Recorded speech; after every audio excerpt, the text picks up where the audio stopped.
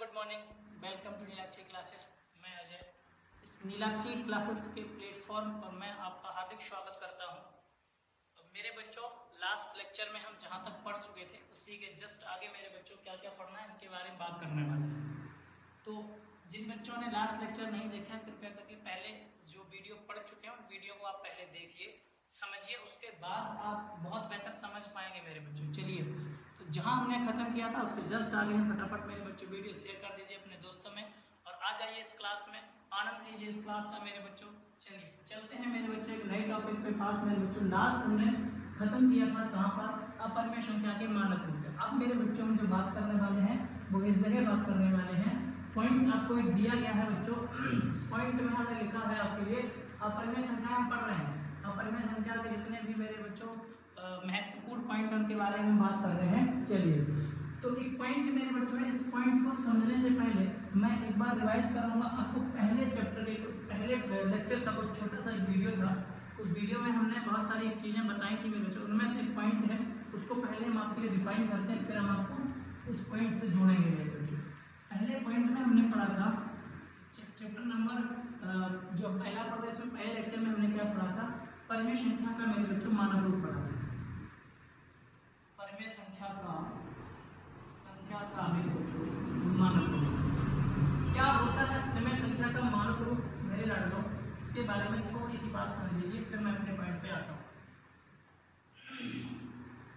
कोई परिमेय संख्या होती है, जैसे मान लेते हैं मेरे बच्चों एक परिमेय संख्या है, एग्जाम्पल ले रहे हैं बच्चों, एक एग्जाम्पल ले रहे हैं और परिमेय संख्या लिखेंगे एग्जाम्पल के रूप में। चलिए, एक संख्या हमने लिखी मेरे बच्चों 27/7, एक परिमेय संख्या है और इस परिमेय संख्या को हम मेरे बच्चों क्या लिखते हैं? P/Q लिखते हैं। क्या लिखेंगे?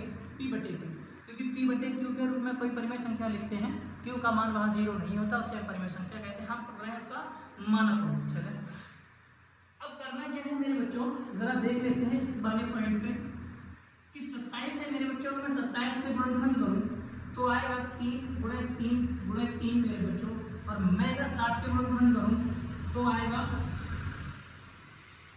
2 × 2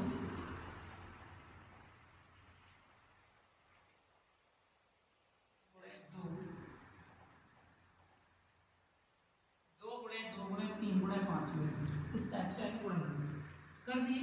अब जो मेरे बच्चों मान करता है उसको काट दीजिए, 3 कट गए, ऊपर हमारे पास क्या बचा? 9, और नीचे मेरे बच्चों क्या बचा? 2 दूनी 4 पंचे 20। मेरे बच्चों जो 9/20 जो मैं प्राप्त हुआ है, इस 9/20 को मैं लिखूंगा किसके रूप में? A/B के रूप में। किसके रूप में मेरे बच्चों? A/B के रूप में। क्यों लिखा मैंने बच्चों A/B के रूप में? तो जरा 9 के गुणनखंड आपने करे हैं तो 3 × 3 आया है मेरे बच्चों। 20 के गुणनखंड करोगे तो 2 × 2 × 5 आ जाएगा। इन दोनों संख्याओं में, चाहे वो 9 के गुणनखंड है या 20 के गुणनखंड है, मेरे बच्चों इन दोनों में अगर मैं इन दोनों का आपसे HCF पूछूं, क्या पूछूं लाडलो? HCF। तो मैं अगर HCF की बात करूं, HCF 9 और 20 की, तो मेरे बच्चों कितना आएगा? 1। क्या आएगा? 1 आएगा। क्यों? क्योंकि इसमें और इनमें, यानी 9 के गुणनखंड में और 20 के गुणनखंड में मेरे बच्चों कोई भी उभयनिष्ठ गुणनखंड नहीं है, और अगर उभयनिष्ठ गुणनखंड नहीं है तो मेरे बच्चों इन दोनों संख्याओं का मेरे बच्चों जो HCF है वो कितना होगा? HCF है वो कितना होगा मेरे बच्चों? 1। HCF कितना होगा मेरे बच्चों? 1 होगा। चले आगे, HCF कितना होगा? 1। अब इस आधार पे हम क्या कह सकते हैं? इस आधार पे मेरे बच्चों देखिए जरा, कह रहे हैं क्या? HCF A, B बराबर कितना है? 1 है। क्यों मेरे बच्चों? क्योंकि उभयनिष्ठ गुणनखंड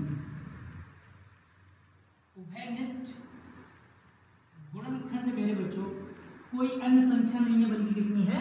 1 है। और अगर उभयनिष्ठ गुणनखंड 1 है मेरे बच्चों, तो ये जो संख्या है, ये वाली संख्या, इसको A/B के रूप में लिख सकते हैं। और यही मेरे बच्चों जो A/B के रूप में हमने 27/60 को लिखा है मेरे बच्चों 9/20 के रूप में। ये मेरे बच्चों इसका क्या है? मानक रूप। क्या है मेरे बच्चों, मानक रूप, मतलब किसी अपरिमेय संख्या का सबसे न्यूनतम मान, सबसे न्यूनतम, जिसमें मेरे बच्चों कोई उभयनिष्ठ गुणनखंड ना हो एक के सिवा। और मेरे बच्चों जहां एक उभयनिष्ठ गुणनखंड होता है तो मैं लिख सकता हूं ए एवं बी एक सहभाज्य पूर्णांक। सहभाज्य क्या है बच्चों, पूर्णांक, और इसके बारे में हम बात कर चुके हैं। सहभाज्य पूर्णांक क्या होते हैं, कह रहे जहां ए और बी यानी दोनों संख्याओं का जो HCF है वो कितना होना चाहिए, 1। दैट्स इट मेरे बच्चों। एक और एग्जांपल समझते हैं फिर आगे बढ़ते हैं। एक और एग्जांपल, एक एग्जांपल हमने लिखा मेरे बच्चों 16/30 और इसको मैंने लिख दिया P/Q, क्योंकि परिमेय संख्या है मेरे बच्चों, हमने क्या लिख दिया P/Q। अब करना क्या है, इसको मैंने P/Q के रूप में लिखा। इसके गुणनखंड करते हैं 2 दूनी 4 दूनी 8 दूनी मेरे बच्चों 16, जब किसके करते हैं 2 3 6 पंचे कितने हो गए, 30 हो गए।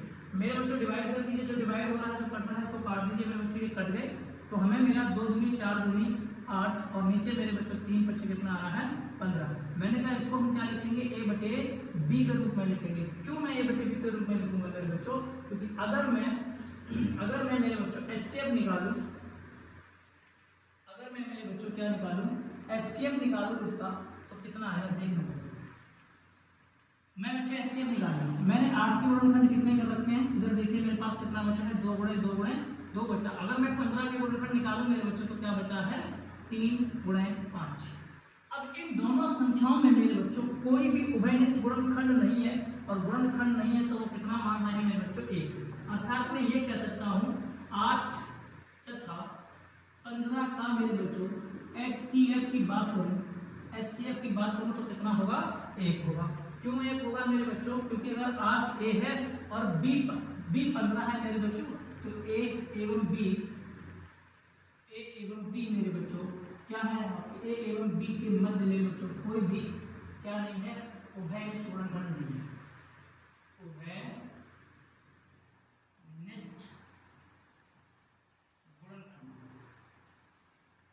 उभयनिष्ठ गुणनखंड कितना है मेरे बच्चों, 1। उभयनिष्ठ गुणनखंड कितना है लाडो, 1। अगर 1 है तो मैं कह सकता हूँ, क्या कह सकता हूँ मेरे बच्चों की A एवं B क्या है, एक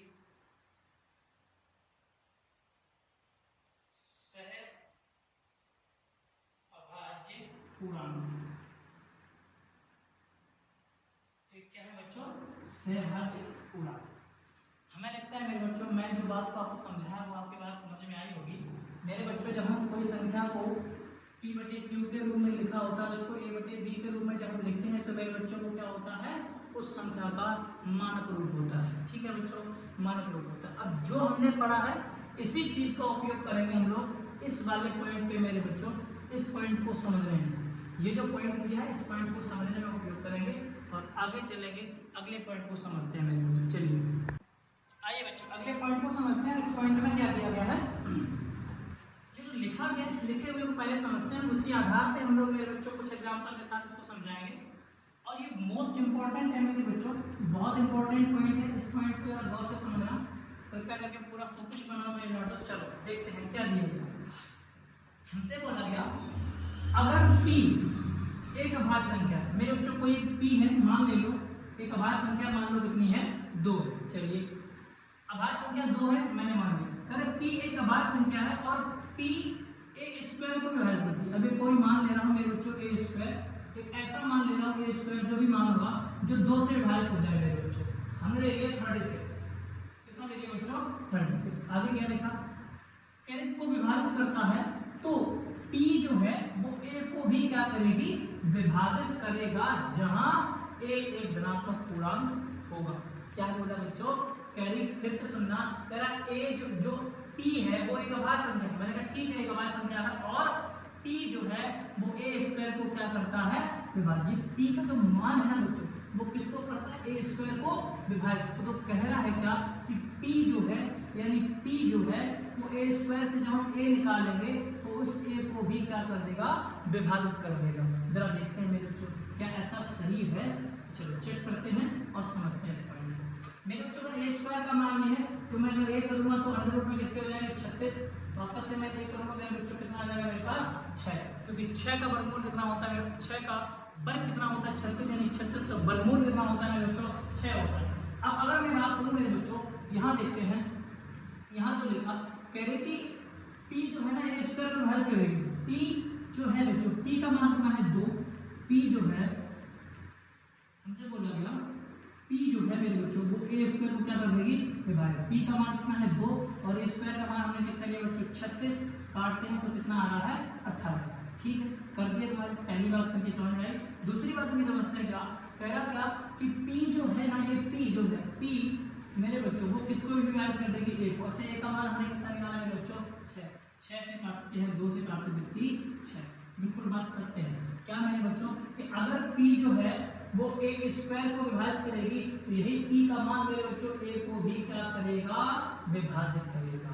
एक और एग्जांपल लेते हैं, एक और एग्जांपल लेते हैं अपने लॉर्डरों के लिए, हम पूरा जब तक समझ नहीं आएगा हम आगे नहीं बढ़ेंगे। सेकंड पॉइंट में बच्चों क्या कि मान लो फिर से लिया मैंने p का कोई भाज्य संख्या ले लो 3 ले ली मेरे बच्चों, और ऐसी ए स्क्वायर का मान मेरे बच्चों ऐसा लेना है जो क्या हो जाए इस 3 से पूर्णतः विभाजित हो जाए, और स्क्वायर का मतलब ऐसा मान होना चाहिए जो क्या हो पूर्ण वर्ग भी होना चाहिए। चलो मेरे बच्चों ले लेते हैं क्या, मैंने ले लिया मेरे बच्चों 81, क्या लिया 81, यहाँ से पहले ए का मान निकालेंगे तो ए अगर हम उधर लेके जाएंगे तो रूट में चेंज होगा 81 के, तो ए बराबर कितना हो जाएगा 9 हो जाएगा, कितना हो जाएगा बच्चों 9। अब इसकी बात को समझते हैं, पहला पॉइंट इसने क्या बोला, पहला ये बोला कि भैया p जो है ना वो ए स्क्वायर को विभाजित करेगा, अच्छा ठीक है ए स्क्वायर को विभाजित करेगा कौन p का मान कितना है 3, ए स्क्वायर का मान कितना था मेरे बच्चों 81, 3 से काट दिया 27 दिया कितने होते हैं मेरे बच्चों 81, हाँ बढ़िया कट तो गया ठीक है।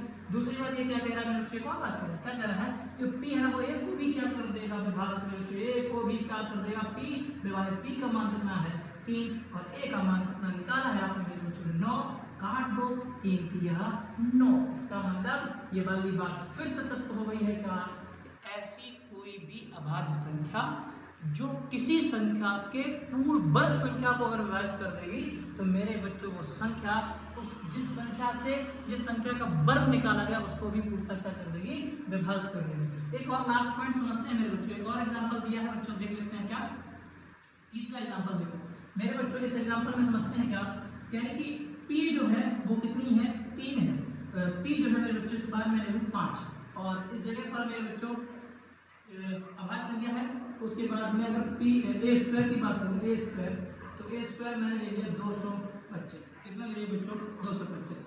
अब जरा बात करो क्या करें, यहाँ से पहले ए निकालो अंडर रूट करो, 225 का अंडर रूट निकालो बच्चों कितना आ गया 15, मेरे पास ए का मान कितना आया है 15, अगर ए का मान 15 है तो मेरे बच्चों 2 पॉइंट समझने हैं। पहला पॉइंट ये कह रहा है क्या कि भैया ए स्क्वायर जो होता है ना उस ए स्क्वायर को p विभाजित कर देगा, कोई अभाज्य संख्या विभाजित कर देगी तो p जो है वो विभाजित करेगी किसको ए स्क्वायर को, किसको करेंगे बच्चों ए स्क्वायर को, तो ए स्क्वायर का मान कितना है मेरे बच्चों मेरे पास 225 और ए का मान कितना है 5 से काट दो 5 चौको 20, 5 चौको मेरे बच्चों कितना 5 चौको 20, 2 बचे 5 पंचे 25 कट गया, बहुत बढ़िया। अगली बात क्या बोली इसने, अगली बात बोली p जो है वो a को भी विभाजित कर देगी, मेरे बच्चों a का मान कितना आपने निकाला है, a को भी विभाजित करेगी, a को भी क्या करेगी बच्चों विभाजित करेगा कौन p, a का मान कितना निकाला है 45, विभाजित कौन कर देगा मेरे बच्चों p, 5 से काटो 5 निम 45।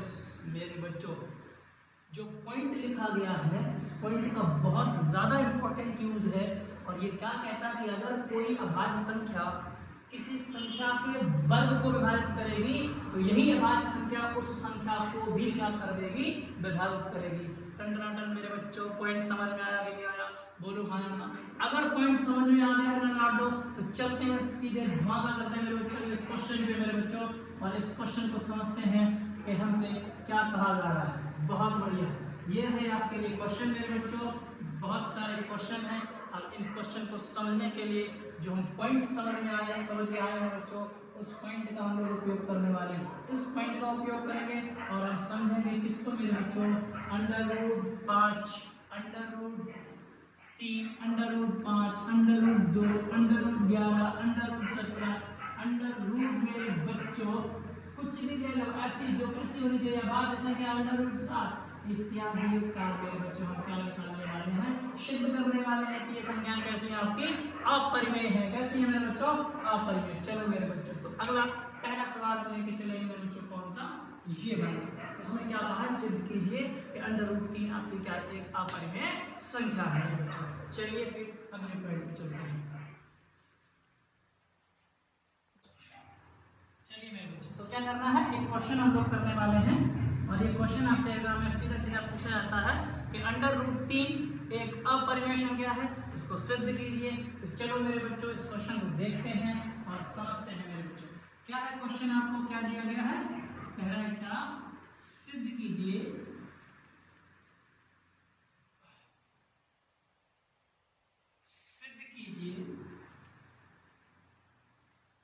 अंडर रूट 3 एक अपरिमेय संख्या है। अंडर रूट 3 एक क्या है आपकी अपरिमेय संख्या, ये सिद्ध करना है मेरे बच्चों। चलो फिर करते हैं सिद्ध।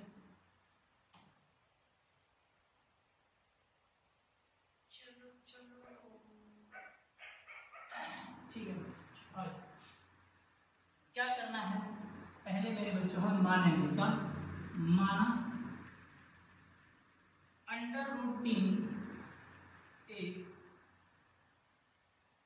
परिमेय संख्या है। हमने क्या माना, एक विरोधाभास उत्पन्न कर दिया मेरे बच्चों। अंडर रूट 3 एक अपरिमेय है और हम ये जानते भी हैं, लेकिन हम फिर भी क्या मान रहे हैं, अंडर रूट 3 आपकी क्या है, परिमेय संख्या मान ली। ठीक है, चलो मान ली परिमेय। आप करना क्या, अगर ये मेरे बच्चों अंडर रूट 3 एक परिमेय संख्या है, तो क्या मेरे बच्चों मैं नहीं लिख सकता हूं तब क्या, अंडर रूट 3 बराबर a बटे b, और a बटे b जहां मेरे बच्चों a एवं b एक सहअभाज्य पूर्णांक है। क्या है मेरे लाडो, एक सहभाज्य पूर्णांक है, और सहभाज्य पूर्णांक के बारे में लास्ट लेक्चर में हम बात कर चुके हैं। सहभाज्य पूर्णांक क्या होते हैं मेरे बच्चों, जिनका एचसीएफ कितना हो जाए, 1 हो जाए। चले आगे, चलो अब क्या करना है मेरे बच्चों, अंडर रूट 3 बटे बराबर a बटे b मेरे बच्चों हम करने वाले हैं क्या, दोनों पक्षों में वर्ग करने, क्या करने पर मेरे बच्चों, दोनों पक्षों में क्या करने हैं, हमें वर्ग करने हैं। चलो ठीक है, कर देते हैं वर्ग। अंडर रूट 3 पे मेरे बच्चों वर्ग करना, इधर मेरे बच्चों a बटे v दोनों पे क्या करना है, वर्ग करना। रूट 3 मान कितना आ जाएगा, 3, a का a स्क्वायर और b का मेरे बच्चों b स्क्वायर। चलें, इतना मान आ गया मेरे बच्चों, ये b है, अगर मैं इधर लेके आऊंगा तो हो जाएगा आपका 3b स्क्वायर, और मेरे बच्चों बराबर क्या हो जाएगा, a स्क्वायर। वापस से मैं बात करूं मेरे बच्चों, तो b स्क्वायर बराबर a स्क्वायर बटे कितना आ जाएगा, 3। a स्क्वायर बराबर कितना आ जाएगा बच्चों, 3 आ जाएगा मेरे बच्चों। इससे पहले का जो मान है ना, ये इस मान को हम यूज करेंगे समीकरण नंबर, समीकरण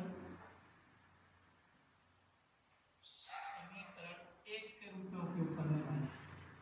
1 समीकरण नंबर कौन सा मेरे बच्चों, 1 है। अब हमने जो नीचे मान निकाला, हमने क्या निकाला, b स्क्वायर बराबर क्या लिखा है बच्चों, a स्क्वायर बटे 3। चलो तो मेरे बच्चों क्या, सुनना जरा,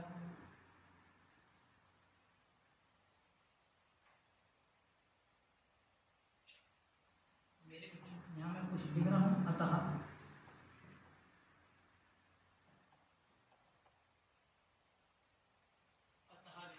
क्या कह रहे कि 3 जो है, 3 a स्क्वायर को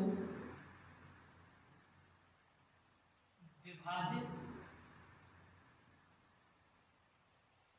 करती है,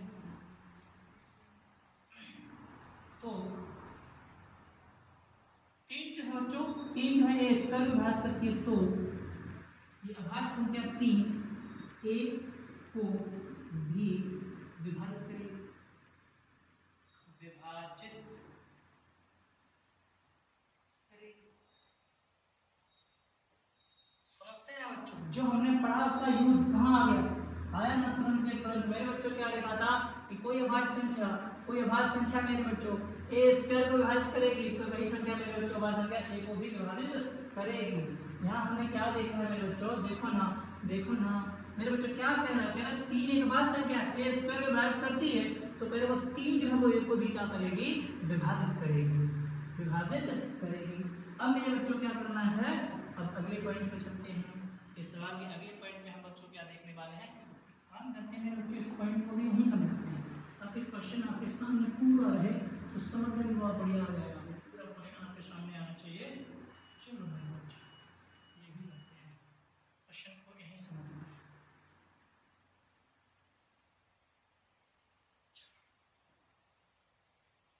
बच्चों समझते हैं क्या है। अब हम क्या करने वाले हैं बच्चों, सुन लेना कि जो मान, जैसे मान लीजिए हमें किसको सिद्ध करना है मेरे बच्चों, √3 को। किसको सिद्ध करना है बच्चों, √3 को। तो आगे हम लिखने वाले हैं माना a बराबर 3c। क्या माना बच्चों, आगे हमने क्या माना, a बराबर 3c, जहां c कोई पूर्णांक है। c कोई क्या है मेरे बच्चों, पूर्णांक। देखिए कैसा पूर्णांक है मेरे बच्चों, धनात्मक पूर्णांक हो सकता है। चला अब सुनना मेरे बच्चों, हमने बोला कि ये अब आपको समझ में आया था कि ये बराबर 3c कैसे मान लिया। तो मेरे बच्चों अगर आप √5 को सिद्ध कर रहे हो ना, तो a बराबर आप क्या मान लेंगे, 5c।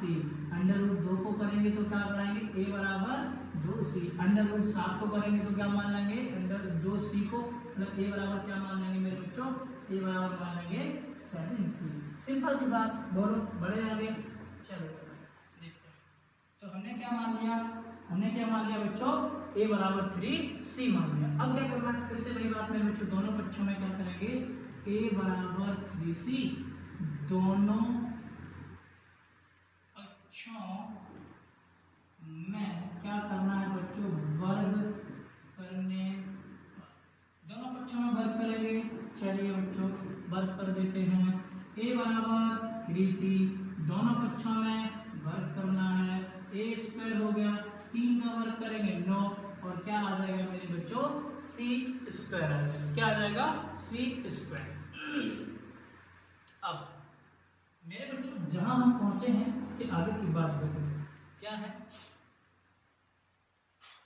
यहाँ पर बच्चों हमें दिया गया a स्क्वायर बराबर क्या दिया है, 3b स्क्वायर। क्या दिया बच्चों, यहाँ पर हमें दिया है a स्क्वायर बराबर 3b स्क्वायर।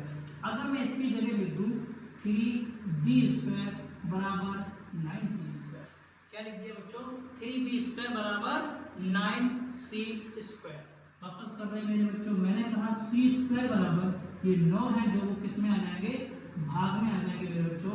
3 से काटेंगे, 3 3 जा 9, तो मैं लिख सकता हूँ c स्क्वायर बराबर क्या हो जाएगा, b स्क्वायर बटे 3।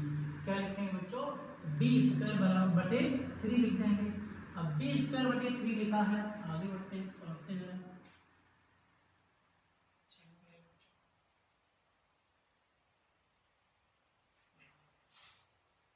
अब इसके बाद क्या करना, अब सुनना मेरे बच्चों, जहां हम इस जगह मैंने क्या लिखा था, हमने कहा था a स्क्वायर को 3 विभाजित करना, तो मैंने कहा 3 a स्क्वायर को विभाजित करती है तो 3 a को भी विभाजित करेगी। तो यही बात हमें यहाँ नोट करनी है।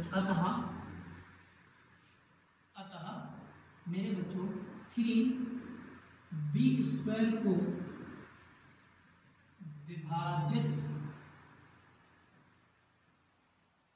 करती है तो 3b को भी विभाजित करेगी, b को भी विभाजित करेगी। सिंपल सी बात। जो बच्चों हमने यहाँ लिखा था एडिटेड वही बात हमने यहाँ लिखी है कि 3 जो है अगर वो b स्क्वायर को मेरे बच्चों क्या करती है विभाजित, तो 3 हमें किसको भी करेगी विभाजित बच्चों, b को भी विभाजित करेगी, b को भी क्या करेगी बच्चों, विभाजित करेगी। चले अब क्या है मेरे बच्चों, हमने देखा था, हमने ए और बी को क्या माना था, सहअभाज्य पूर्णांक। और सहअभाज्य पूर्णांक क्या होता है, जिनका HCF कितना होना चाहिए मेरे बच्चों, 1 होना चाहिए। इस कंडीशन में हमने देखा कि ए स्क्वायर को भी 3 विभाजित कर रहा है और ए स्क्वायर बी स्क्वायर को भी 3 विभाजित कर रहा है, यानी ए को भी 3 विभाजित कर रहा और ए को भी और बी को, दोनों को मेरे बच्चों कौन विभाजित कर रहा है, 3 विभाजित कर रहा है। अब अगर इस बात पे आ जाए मेरे बच्चों, अगर इस बात पे आ जाए कि दोनों के दोनों को मेरे बच्चों 3 विभाजित कर रहा है, तो क्या मैं नहीं लिख सकता मेरे बच्चों, अगर ये मेरे बच्चों समीकरण नंबर हमने लिख दिया है दूसरा। अब यार सुनना मेरे बच्चों, मैं लिखूंगा क्या, मैंने लिखा समीकरण 1 एवं 2 से, समीकरण 1 एवं 2 से क्या लिखना है, 1 एवं 2 से यह स्पष्ट है, क्या स्पष्ट है मेरे बच्चों कि ए एवं बी के कम से कम एक उभयनिष्ठ, एक मेरे बच्चों उभयनिष्ठ गुणनखंड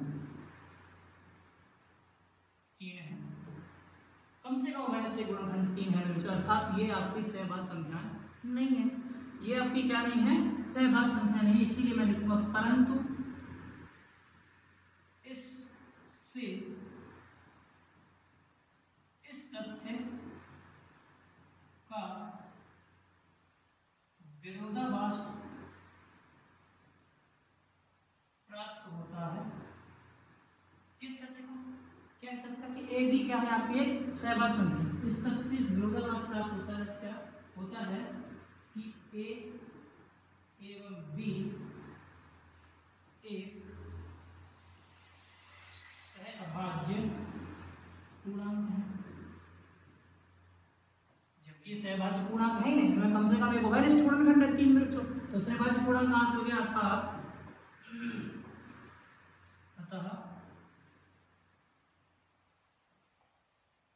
हमने क्या माना था, √3 एक परिमेय संख्या, अतः हमारी परिकल्पना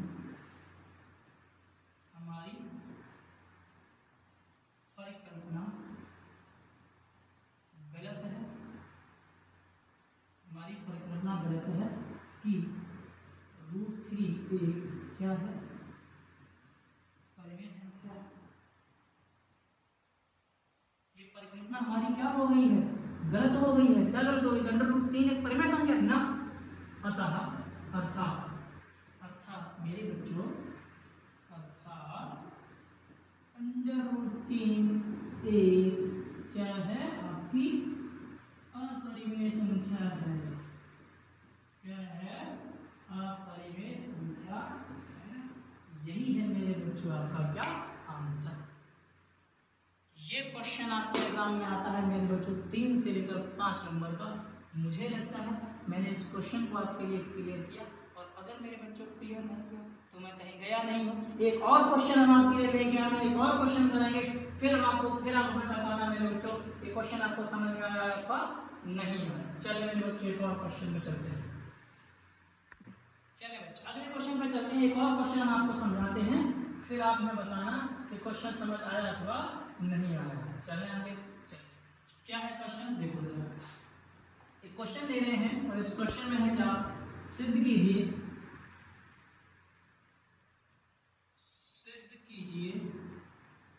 √5 एक अपरिमेय संख्या,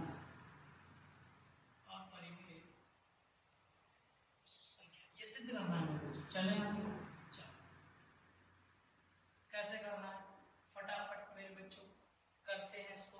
चलो देखते हैं क्या है मेरे बच्चों। हमें मानना है, माना √5 एक क्या है आपकी अपरिमेय संख्या। क्या है बच्चों, अपरिमेय संख्या है। और अगर अपरिमेय संख्या है मेरे बच्चों, तो मैं क्या लिखूंगा, तब क्या लिखूंगा, √5 बराबर a/b, जहां जहां ए एवं बी एक क्या होंगे, सह अभाज्य पूर्णांक है। क्या है बच्चों, एक सहभाज्य पूर्णांक है। चले आगे, ठीक है। और अगर मेरे बच्चों ये सहभाज्य पूर्णांक है तो क्या करना है, मेरे बच्चों, हमें करना क्या है, a बटे b यानी √5 बराबर a बटे b। क्या करने वाले हैं, दोनों पक्षों में क्या करेंगे, वर्ग करने पर। दोनों पक्षों में वर्ग करें। चले बच्चों, चलो कर दो लाड लो, a बटे b, इधर भी वर्ग √5 करोगे 5 आ जाएगा, a स्क्वायर बटे b स्क्वायर हो जाएगा। b स्क्वायर भाग में कहाँ जाएगा, गुणा में चला जाएगा, बराबर क्या लिखेंगे, a स्क्वायर। क्या लिखेंगे बच्चों, a स्क्वायर। ये मेरे बच्चों क्या होगा, समीकरण नंबर कितना हो गया, 1 हो गया मेरे बच्चों। लेकिन यहाँ हम क्या लिख सकते हैं, हम लिख सकते हैं b स्क्वायर बराबर a स्क्वायर बटे 5। b स्क्वायर बराबर a स्क्वायर बटे 5। मेरे बच्चों क्या लिखना रहेगा, अतः 5 a स्क्वायर को विभाजित करती है तो 5a को भी विभाजित करेगी। अगर 5a स्क्वायर को विभाजित करती है मेरे बच्चों तो 5a को भी क्या करेगी, विभाजित करेगी। ये बात आपको समझ में आई होगी। और अगर आई है मेरे बच्चों, जैसे हम पिछला क्वेश्चन कर रहे थे, एज इट इज सेम ये क्वेश्चन भी आपका है, जैसे हमने पहला किया था उसी तरह से इस क्वेश्चन को भी हम कर रहे हैं, ठीक है, विभाजित। अब क्या करना है, जो मैंने कहा था वही करना, सेम टू सेम मेरे बच्चों। मान लेना है, क्या मान लेना है, माना a बराबर 5c। वहां हमने √3 किया तो 3c माना था मेरे बच्चों। अब की बार हम 5 कर रहे तो कितना मान लिया, 5। जहां c एक कोई पूर्णांक संख्या है, c एक क्या है मेरे बच्चों, पूर्णांक है, ठीक है, पूर्णांक है बच्चों। अब क्या करना है, a बराबर 5c, दोनों पक्षों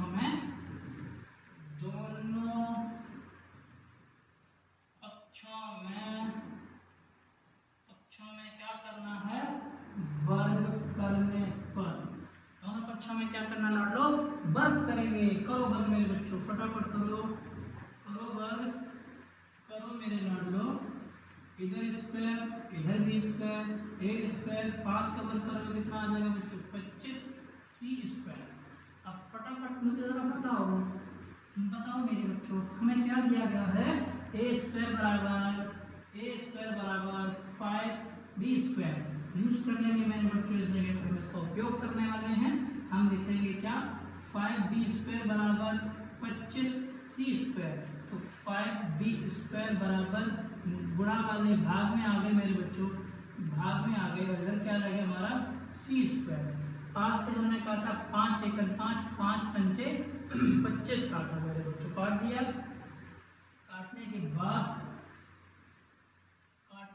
बाद मेरे बच्चों कितना लिखेंगे, काट दिया। अब देखो क्या लिखना है बच्चों, हमें लिखना है b स्क्वायर बटे 5 बराबर c स्क्वायर। और ये मेरे बच्चों आपका समीकरण नंबर कौन सा हो गया, समीकरण नंबर 2। अब मुझे जरा बताओ मेरे बच्चों, हमें क्या लिखना है, हम लिखेंगे अतः मेरे बच्चों 5b स्क्वायर को विभाजित करती है तो 5b को भी विभाजित करेगी। b को भी क्या करेगी, विभाजित। और इन दोनों तथ्यों के आधार पर हम क्या लिखने वाले बच्चों, समीकरण 1 एवं 2 से, समीकरण 1 एवं 2 से क्या लिखेंगे, ए एवं बी का कम से कम एक उभयनिष्ठ गुणनखंड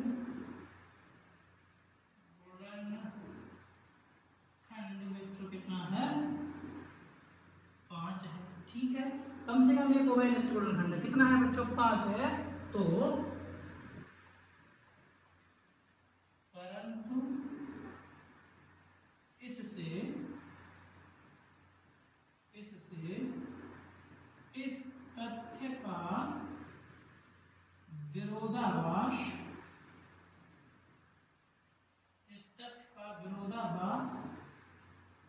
प्राप्त होता है। क्या प्राप्त होता है कि √5 एक क्या है, परिमेय संख्या है। इस तथ्य हमने परिमेय मान रखा ना √5 को मेरे बच्चों, तो √5 एक परिमेय है ही नहीं, इसका विरोधाभास प्राप्त हो गया। अर्थात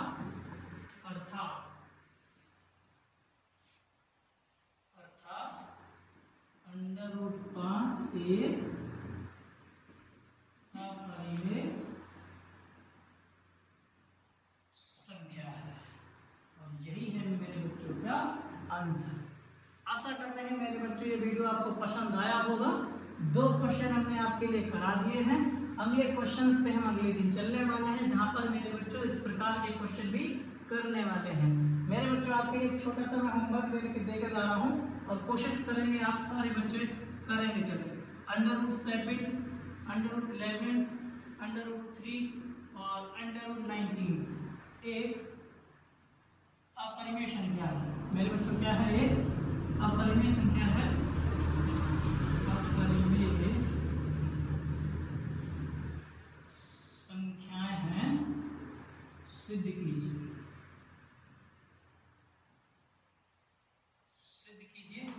मेरे बच्चे इस क्वेश्चन को आप करेंगे, और लाइक करिए, कमेंट करिए। अगर आपको मेरे बच्चों चैनल वीडियो समझ में आ रहा है तो फिर अपना काम आप करते रहिए, मैं अपना करता रहूँगा।